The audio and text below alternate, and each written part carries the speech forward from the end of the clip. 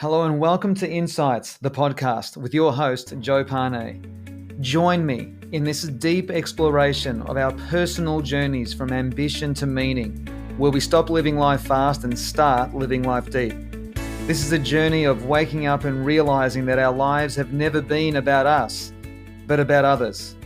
True success leaves positive ripple effects on other souls. I believe that success needs to be redefined from our own personal ambitious endeavors to be redefined as the value that we leave and give to others around us. Join me now as we begin this journey to deeper connections, even more fulfillment, some fun, curiosity, life, love, and all good things. Your deeper journey from ambition to meaning starts right now.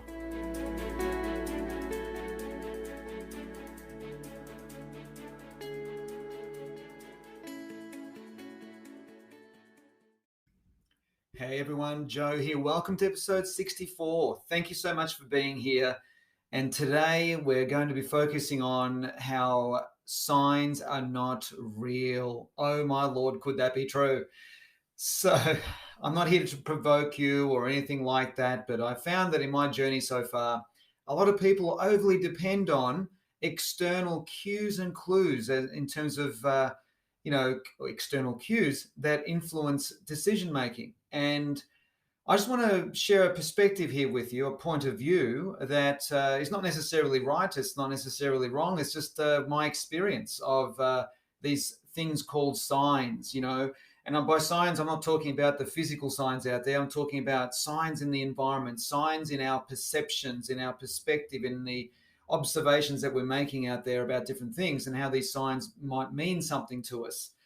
So if I could put forward to you the idea that perhaps maybe signs are not true. So they're true, but they're not true. Now he's saying they're true, but they're not true. What does he mean? So let me give you a bit of a headline here in more detail and go into the detail of it.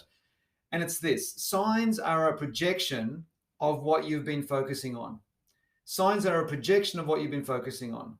And simply put, if I could, if you've bought a red Mini, suddenly you start noticing all of the red Minis on the road.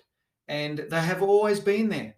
Now, if you've been thinking about buying a red Mini and you've been wondering about it and you've been test driving one and you've been looking it up on the internet and watching YouTube reviews and all this sort of thing, and suddenly you start noticing this Mini next door, or someone up the road's got one, or you saw one on the freeway, or you saw one at the service station, or you were lined up at the car wash with your car and heaven forbid there's a red Mini in front of you.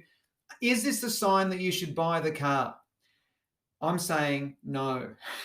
So, whether you buy the car or not is beside the point. The point is not to rely on signs to make decisions in your life. This is my opinion, because it's simply a projection of what you've been focusing on. Let me share with you a real story of what I've experienced around this.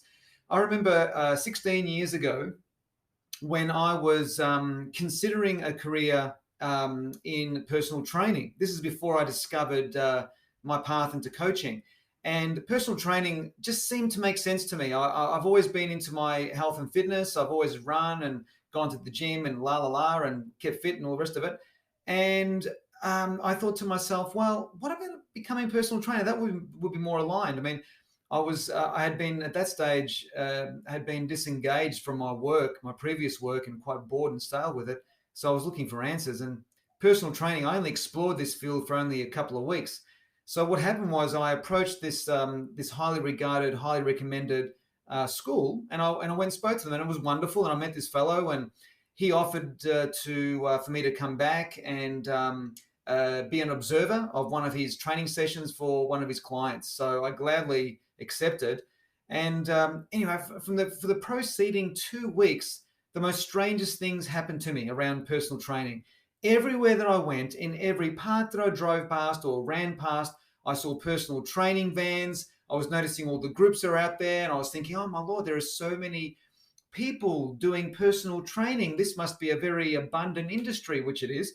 And I thought, oh, this is incredible. And everywhere that I went, even when I was parking down our local village here, our local street where all the shops are, heaven forbid there'd be a PT van parked in front of me or behind me on the other side of the street. It was incredible what the reticular activation system brings into our attention, which is a mechanism in the brain that determines what we filter in and what we filter out in our reality, which is a feedback loop of what we've been thinking about, talking about, focusing on, and reflecting on.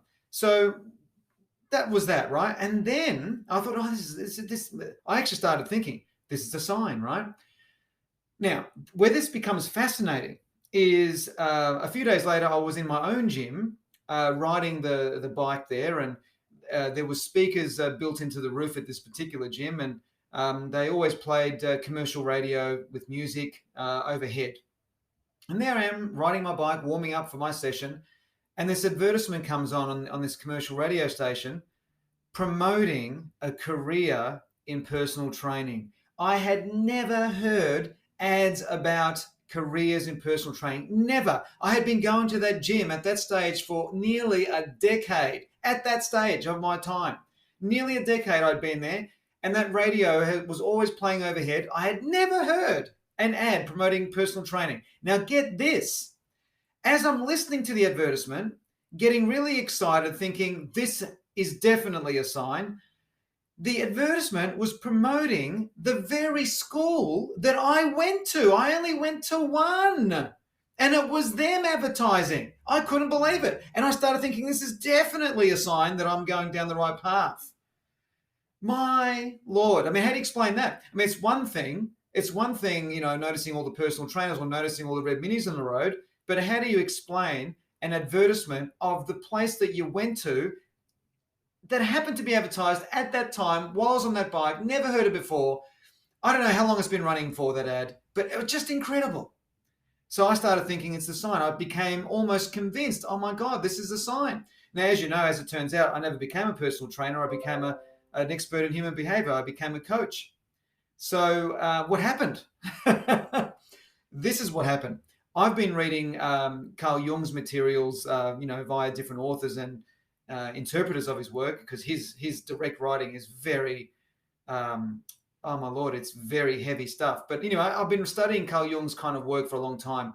And I remember reading about perception is projection. I remember reading about how everything in your field of experience is merely a screen reflecting back the film that is going through your lens of your eyes. Don't take me literally what I'm saying here, but that's what it is. It's like that.